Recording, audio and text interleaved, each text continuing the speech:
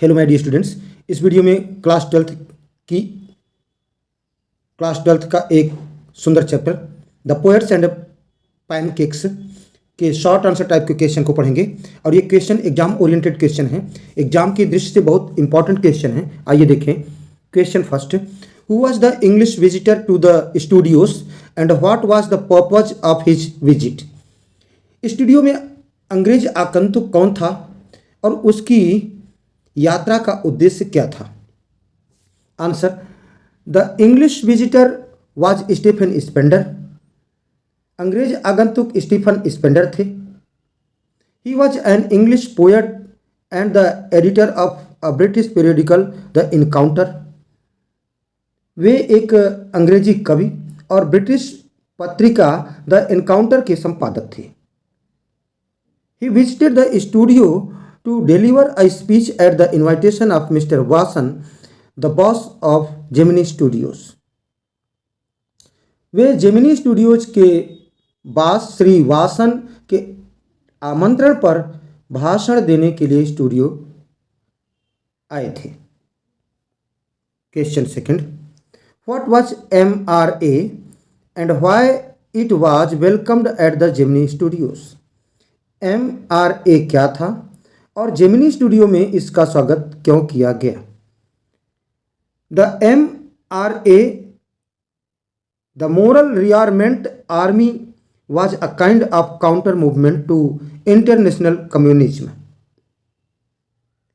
MRA, moral rearmament army, अंतर्राष्ट्रीय साम्यवाद के प्रति एक प्रकार का प्रति आंदोलन था। They were welcomed at the Gemini Studios due to their political affiliations. उनके राजनीतिक जुड़ाव के कारण जेमिनी स्टूडियो में उनका स्वागत किया गया। The big boss of studio, Mr. Wasson, literally played into their hands. Studio के बड़े मालिक श्री वासन सचमुच उनके हाथों में खेले। So, the moral rearmament army could not have found a better host in India than the Gemini Studios, who welcomed them warmly. इसलिए moral रिआर्ममेंट army को भारत में जेमिनी स्टूडियोज से बेहतर मेजबान नहीं मिल सकता था जिसने उनका गर्मजोशी से स्वागत किया था। Question third, Why did everybody in the studio think of giving the author some work to do? Studio में हर किसी ने लेखक को कुछ काम देने के बारे में क्यों सोचा। Answer, the author's job was to cut out news clippings on a wide variety of subjects and store them in files. लेखक का काम विभिन्न विषयों पर समाचार पत्रों की कतरने काटना, उन्हें फाइलों में संग्रहित करना था। मोस्ट पीपल सा हिम डूइंग दिस। बहुत से लोगों ने उन्हें ऐसा करते हुए देखा था। It was considered useless work. इस काम को बेकार का काम माना जाता था। They felt he was doing nothing. उन लोगों ने सोचा कि वह कुछ नहीं कर रहा है। So everyone in the studio thought of giving the author some work to do. इसलिए स्टूडियो में सभी ने लेखक को कुछ काम देने के बारे में सोचा। Question 4, why did the boy in the makeup department come to the author. Makeup department में लड़का लेखक के पास क्यों आया। Why was the author praying for crowd shooting all the time. लेखक हर समय भीड़ पर शूटिंग करने की प्रार्थना क्यों कर रहा था। Answer, the boy in the makeup department thought that he had a great literary talent. Makeup department के लड़के ने सोचा कि उसके पास एक महान साहित्यिक प्रतिभा है। He wanted to tell the author how this talent was going waste. वह लेखक को बताना चाहता था कि यह प्रतिभा कैसे बर्बाद हो रही है। The author was very eager to avoid his special narrations. लेखक उसके महाकाव्यात्मक व्याख्यानों से बचने के लिए बहुत उत्सुक था, लालायित था। So he prayed for crowd shooting all the time to keep the boy busy. इसलिए उन्होंने लड़के को व्यस्त रखने के लिए हर समय भीड़ भाड़ वाली स्थान की शूटिंग करने की प्रार्थना की। Question 5, who was Subbu's enemy and why? Subbu का दुश्मन कौन था और क्यों? Subbu's enemy was the boy at the makeup department. Subbu का दुश्मन मेकअप विभाग का लड़का था। All his anger and frustration were directed against him. उसका सारा गुस्सा और हताशा उसके खिलाफ थी। The boy was convinced that Subbu was the cause of his woes and miseries. लड़के को यकीन हो गया कि सुब्बू ही उसकी परेशानियों और दुखों का कारण है। This boy was jealous of Subbu's rising stars. यह लड़का सुब्बू के उभरते सितारों प्रगति से ईर्ष्या करता था। हिज सक्सेस, उसकी सफल से ईर्ष्या करता था। And his intimacy with the boss, और बॉस से उसकी घनिष्ठता थी, इस बात से घृणा करता था। Question 6, what were the positive qualities of Subbu that the writer admired? Subbu के कौन से सकारात्मक गुण थे जिनकी प्रशंसा लेखक ने की? Answer, according to the writer Subbu was a multi faceted, एक बार पुनः, according to the writer Subbu was multi faceted genius and gave a new direction and definition to Gemini Studios.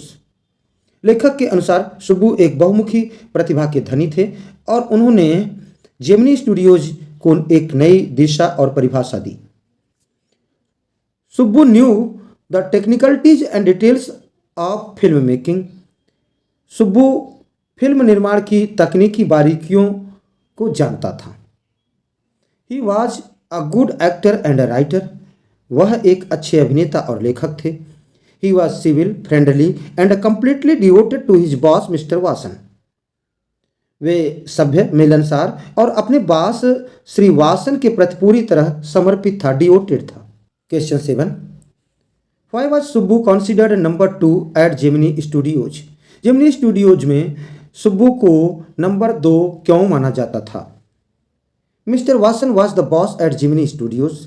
Mister Vasan Gemini Studio के बॉस थे। Subbu was his right hand. Subbu उनका दाहिना हाथ था। He became the number 2 at Gemini Studios. वह जेमिनी स्टूडियोज में नंबर 2 का स्थान प्राप्त किया। Subbu used his entire creativity to his boss advantage. Subbu ने अपनी पूरी रचनात्मकता का इस्तेमाल अपने बॉस के एडवांटेज फायदे के लिए किया। He was a multi faceted genius. वह एक बहुयामी प्रतिभा के धनी थे। If a producer was not satisfied, यदि कोई निर्माता संतुष्ट नहीं होता था तो Subbu would come up with 14 alternatives. तो सुब्बू 14 विकल्प लेकर आता था। Moreover Subbu gave direction and definition to Gemini Studios. इसके अलावा सुब्बू ने जेमिनी स्टूडियोज को दिशा और परिभाषा दी। Question 8, why did the author appear to be doing nothing at Gemini Studios? ऐसा क्यों लगता था कि लेखक जेमिनी स्टूडियोज में कुछ नहीं कर रहा है? The author's job was to sit at his desk and tear up newspapers all day. लेखक का काम पूरे दिन अपनी मेज पर बैठकर अखबार फाड़ना था।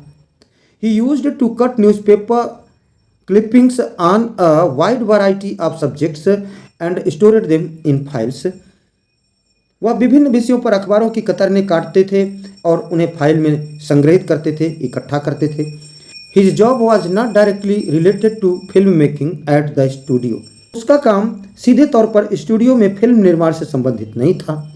So he appear to be doing nothing at Gemini Studios. इसलिए ऐसा प्रतीत होता था, लगता था कि वह जेमिनी स्टूडियोज में कुछ नहीं कर रहा है। Question 9, what made the lawyer lose his job? What does the writer find so funny about the situation? किस कारण वकील को अपनी नौकरी गंवानी पड़ी? लेखक को इस स्थिति में कौन सी बात इतनी हास्यास्पद लगी? Answer, the lawyer was the legal adviser of an assembly of writers of the Gemini Studios story department. वकील जेमिनी स्टूडियोज के कहानी विभाग के लेखकों की एक सभा का कानूनी सलाहकार था। One day the boss terminated the services of the poets and writers because he found their contribution to the studio negligible. एक दिन बॉस ने कवियों और लेखकों की सेवाएं समाप्त कर दी क्योंकि उन्हें स्टूडियो में उनका योगदान न के बराबर लगा, नगण्य लगा।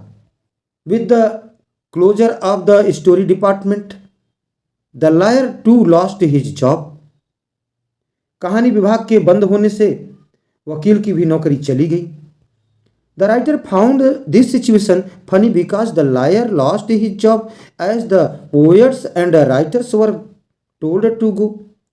लेखक को यह स्थिति हास्यास्पद लगी क्योंकि कवियों और लेखकों को जाने के लिए कह दिया गया और उनके जाने के कारण वकीलों की नौकरी चली गई। लास्ट क्वेश्चन, और इससे आगे पीछे तो कोई क्वेश्चन हो ही नहीं सकता। आप पूरी ईमानदारी से इन क्वेश्चनों को 2 बार पढ़ लीजिए, 1 बार सुन लीजिए, लिख लीजिए, आपके बोर्ड में निश्चित रूप से ये मिल जाएंगे। Why was the office boy disappointed with his job in the Gemini Studios? Gemini Studios में ऑफिस बॉय अपनी नौकरी से क्यों निराश था? The office boy had come to work in the Gemini Studios in the hope of becoming a star or a renowned screenwriter, director or lyricist. Office boy एक star या एक प्रसिद्ध पटकथा लेखक, निर्देशक या गीतकार बनने की इच्छा से उम्मीद से जेमिनी स्टूडियोज में काम करने आया था। बट ही फेल्ट डिसअपॉइंटेड, लेकिन उसको निराशा हाथ लगी because in spite of having crossed the age of 40, क्योंकि 40 की उम्र पार करने के बावजूद he had not been able to fulfill any of his dreams, क्योंकि 40 की उम्र पार करने के बाद भी वह अपना कोई भी सपना पूरा कर नहीं पाए।